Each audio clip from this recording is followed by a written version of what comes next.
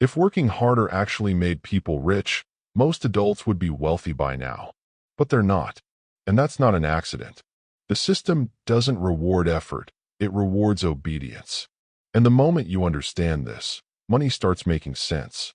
From a young age, we are all told the same story.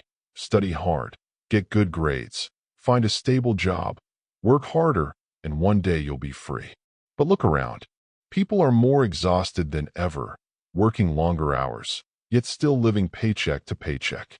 If this formula really worked, this wouldn't be normal. The system doesn't actually want you poor, it wants you dependent.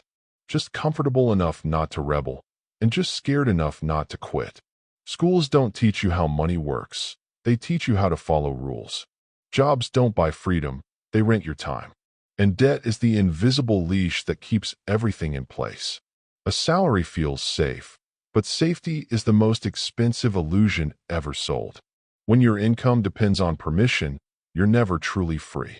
The system loves predictable people, predictable workers, predictable spenders, predictable lives.